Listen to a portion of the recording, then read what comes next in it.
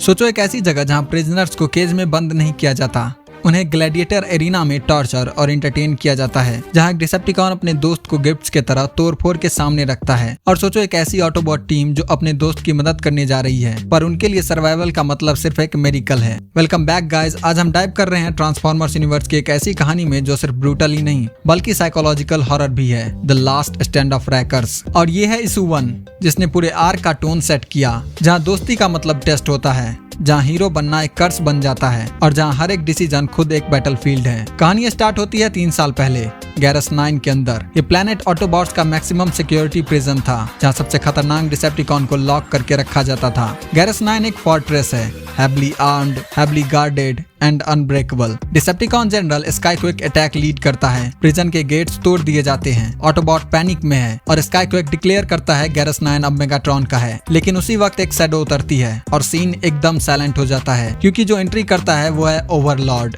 Overlord बोलता है, मैं आपसे कमांड ले रहा हूँ, मेगाट्रॉन के लिए काम करके क्या मिला, नैरो विजन, एंडलेस वॉर, मैं प्लान्स बनाता हूँ। स्काईक्विक गुस्सा होता है, मेगाट्रॉन के लिए लॉयलिटी शो करता है, लेकिन 1 सेकंड में सब खत्म। ओवरलॉर्ड के लिए स्काईक्विक बस एक स्टेपिंग स्टोन था, वो उसे ब्रूटली मार गिराता है और खुद को गैरस 9 का किंग डिक्लेयर करता है। और फिर ओवरलॉर्ड एक स्पीच देता है, एक चिलिंग ऑफर, क्यों बो करना मेगाट्रॉन के बोरिंग ऑर्डर्स पे, गैरस 9 हमारा पैराडाइज हो सकता है, मैं तुम्हें प्रोटेक्ट करूंगा, तुम्हें रिवॉर्ड करूंगा, तुम्हें एंटरटेन करूंगा। एंटरटेनमेंट का मतलब क्या है, वो इमीडिएटली सबको प्रूफ देता है। उनके सामने ब्रिंग किया जाता है फोर्ट्रेस मैक्सिमस, गैरस 9 का वार्डन, एक ऑटोबॉट लेजेंड, और ओवरलॉर्ड उसे क्रॉड के हवाले कर देता है, जहां वो टॉर्चर के लिए एक लिविंग टॉय बन जाता है। यही मोमेंट से गैरस 9 एक प्रिजन नहीं, एक हेल पिट बन जाता है, एक डिसेप्टिकॉन नाइटमेयर प्लेग्राउंड।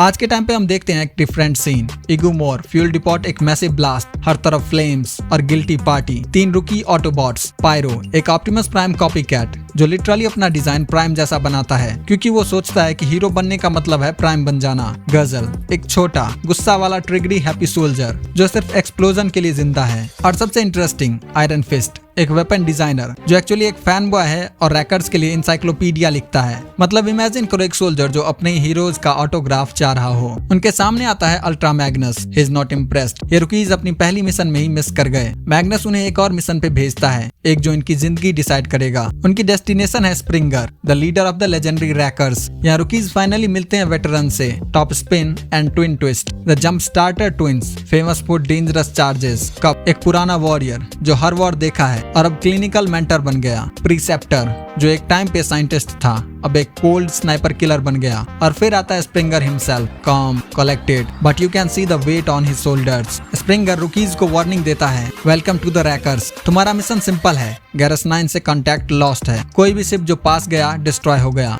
हम जा रहे हैं क्लीन अप के लिए, लेकिन एक बात याद रखो, कभी कभी तुम्हारा पहला दिन ही तुम्हारा लास्ट डे होता है। ये लाइन एकदम गट पंच है, ये नॉर्मल ऑटोबॉट मिशन नहीं, ये एक सुसाइड रन है। शिप के अंदर स्प्रिंगर और कप प्राइवेट बातें करते हैं।